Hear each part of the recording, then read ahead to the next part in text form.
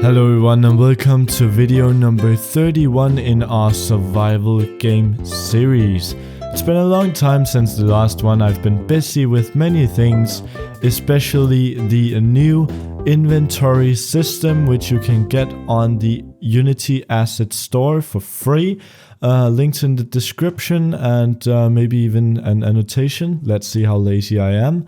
And really check it out, it's super cool, and we are also going to be using it just a bit in this video, so that's awesome. Okay, so let's go ahead and dive into today's subject. We are basically going to continue with weapon switching, and we are going to make the weapon switching work with the inventory system. So unless you download the inventory system and set it up using the inventory basics tutorial, then you won't be able to follow along with the two first steps here. So that's really, or at least the second step. So that's really necessary that you go ahead and watch that one. Okay, cool. So we're going to expand on that, and then we're going to make the new weapon script, which will make our character punch enemies and hit them with swords and do all kinds of crazy stuff and also damage them. Awesome, so let's get to it. First off, we will remove the old melee system and just have a look at how we have it set up at the moment. So far we have been using the weapon switching to switch between weapons. And if we go under the player, you can see now that we have in the inventory basics video, we set this up. So we have an inventory object here, and we have all of the different stuff. And if we hit play and go ahead and hit I, it will bring up the inventory windows, the character and the inventory window. So that's what we have been doing so far. So that's basically it, and if we go under the main camera, we can see that our old melee object is still here. And remember, in the old days, we had the melee switching script sitting here. We're still going to have that, but we're going to have another one which is included in the inventory pack. And then on each weapon, we have a script called melee system, which would then damage the opponent. This is the script we're going to be creating just in a new version, more advanced version, and we are just going to call it weapon. So that's really cool. So we can just go ahead and delete that. Now we know how it was set up before. And under the arms, the arm armature, master, inner arm right, hand right, and then hold right, melee. Wow. This is where our new weapon switching script is going to be. And under that, we can see that I have an empty game object with a position of 0, 0, 0, and the rotation should also be 0, 0, which is disabled. We can go ahead and enable that. And it's important that this is called fists with a capital F. So go ahead and call it that and make sure that that's the only game object parented to the melee. Cool, so now that we have all that in place, we can go ahead and drag the weapon switching to under our scripts folder to get rid of that. So like that. Whoops, my computer is having some issues with dragging, so let's just leave it, but you can go ahead and drag it under the scripts folder. I'll take care of that later. Now under the inventory folder here, this is the one you get when you install the inventory system. We can go under scripts, other, and then we can see the weapon switch script. This is what we are going to drag onto the fists object. Whoops, not the fists object, the melee object there. And you can see once we apply that, we have some different variables that we have to fill out. And basically what the script is going to do, it's going to check how many items we have equipped. So if I run the game here, you can see it's already working somewhat up in the left hand corner, and this is right now interacting with our time of day slider, but we can go ahead and move that in a second. But you can see that it shows us the weapons we have equipped. Right now it's just a fist. And that's because we don't have any weapons equipped, so the default is the fists. And it will make sure that if we have no weapons equipped, it will spawn a fists object. If we have one, it will be that weapon and a fists object. If we have two weapons, it will be those two weapons and a fists object. And if we have three, the fists object gets destroyed, and so we can just select the three weapons. It's a pretty advanced way to do it, but it feels very natural in game that you can select only your hands when you have an empty slot available. So, okay, cool. So we're not going to go into scripting that. I just wanted to point out how it works. And now let's set it up. So the way we have it here, it wants the fist object. And that's not the one under the melee. That's a prefab. So let's go ahead and drag the empty fists. Whoops. Annoying dragging. We should be able to drag. Oh man, I can't get this to work. Maybe I'll just go ahead and pause. Wait, I got it to work there. But I need to pause a few times in the middle of the video. But we've made a prefab out of the fists. And now we can go ahead and drag that prefab under the transform. And remember, this is still just an empty game object. So let's see if we select the melee here. Maybe we can select it from the project pane. Nope, it has to be done the hard way. There we go. Drag the fists under. The maximum number of weapons, you want this to be 2 as long as it is 3 in the inventory. The fists on object, we want that to be true because our character starts out with fists. The skin, you can choose whatever you want here. If we just hit play, a skin will be selected for you, included in the inventory. So I'll just go ahead and leave that. Then we have the switch between animations, which will include the possibility for our weapon switching script to make sure that our hands will switch between punching and swinging a weapon. So this is really only for this setup we have here. So we are going to check that, and then we are going to drag in the animator. So if we select our arms, or actually let's just go ahead and select it here. So click there and then select the arms here in our scene. That's the animator we're going to be using. If we just double click this weapon switching script just to see how it works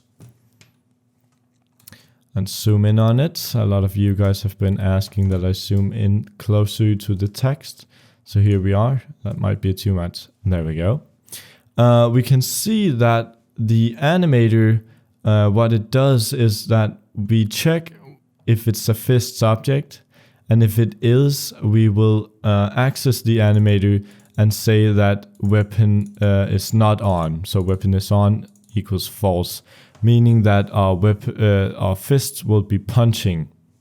And in other cases, the weapon is on will be true, meaning that we will swing something. So that handles all of the animation for us.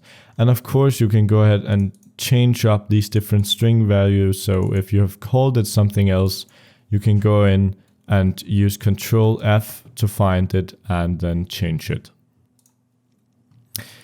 Awesome. So moving on. This is a lot of rambling, but there's a lot of things I have to clear up. Now that we have that working, we can go ahead and first of all test it. And it seems to be working. You can see we have open hands, which means that our animator is being accessed.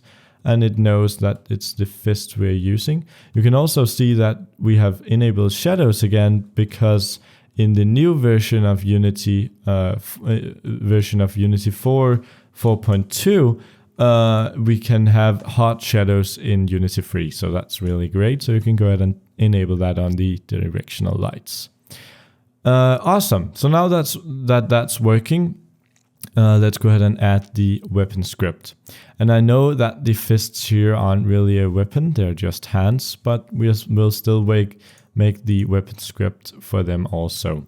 And the weapon script is going to be great because we're going to be able to use it on all kinds of different weapons, and we don't have to change anything inside the script. We can just play around with the variables to tweak the weapon to be how we want it.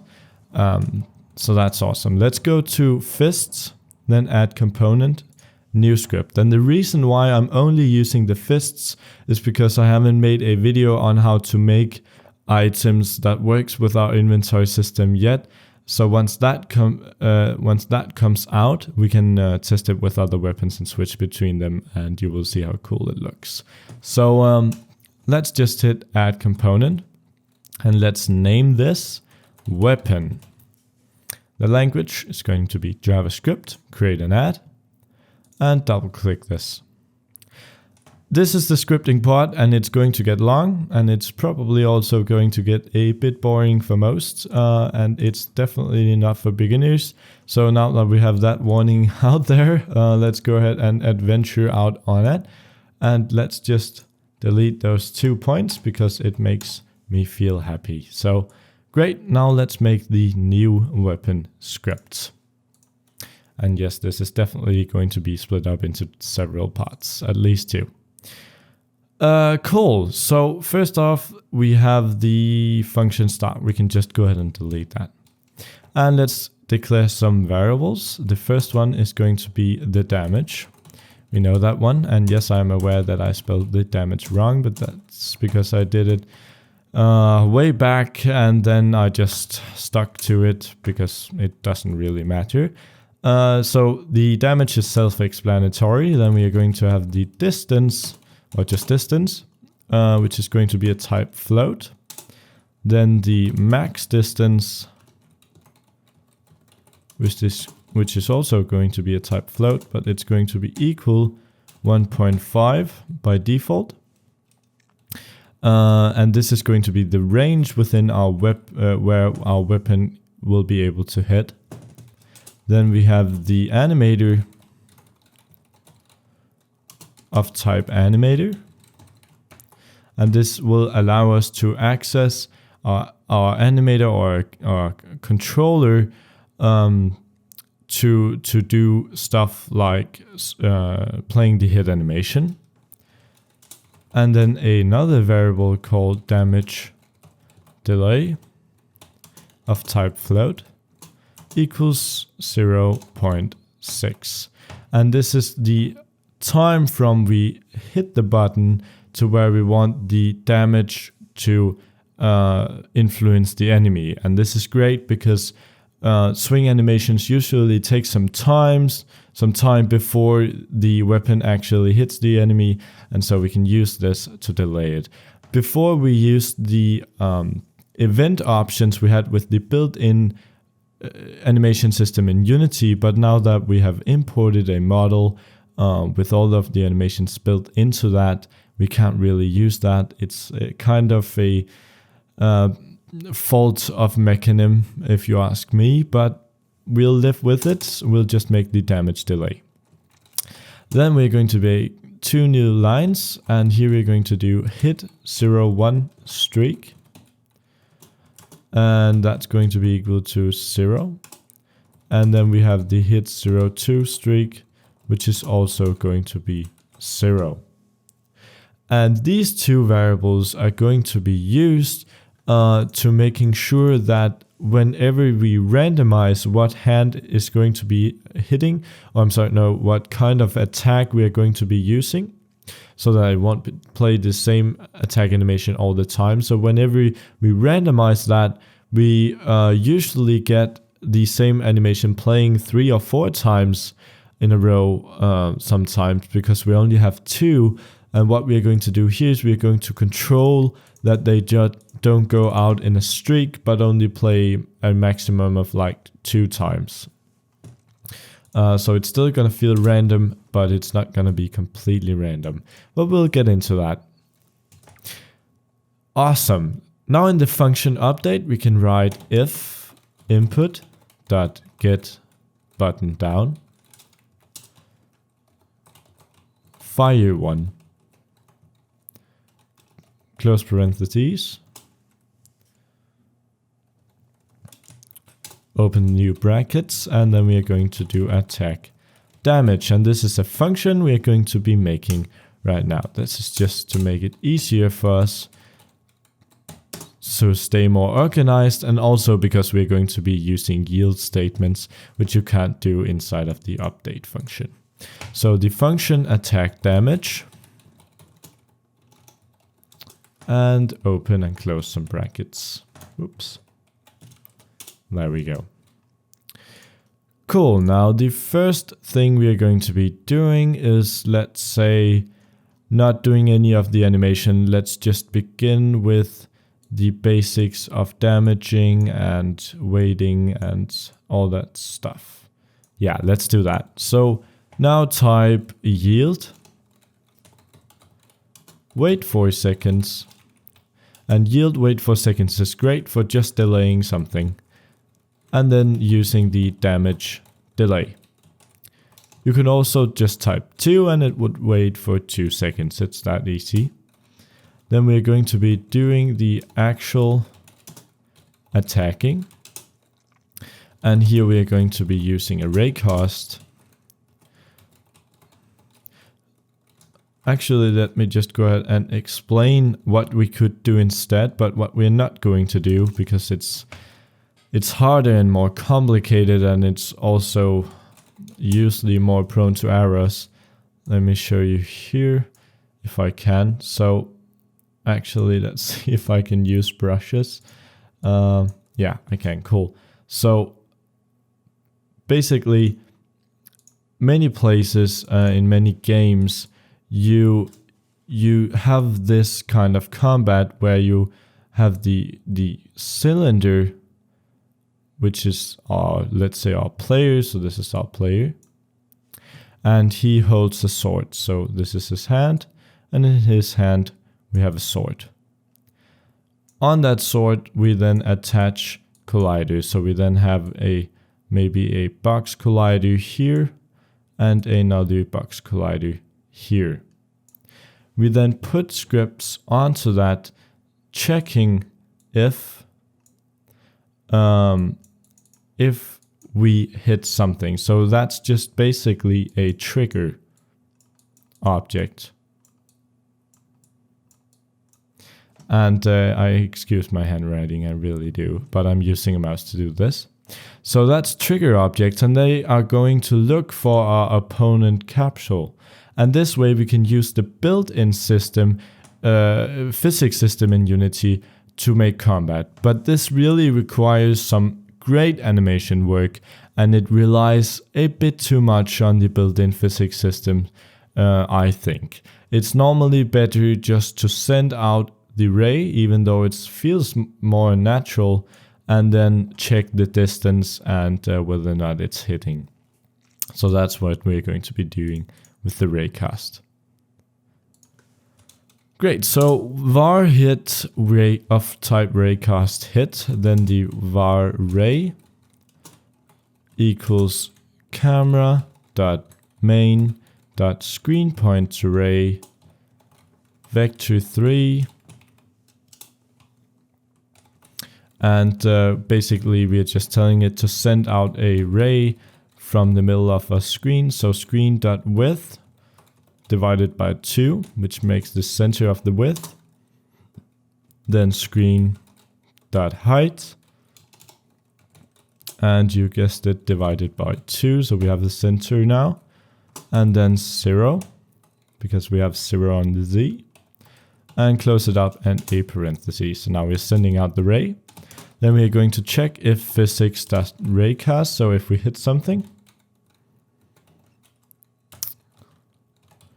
dot raycast ray comma hit.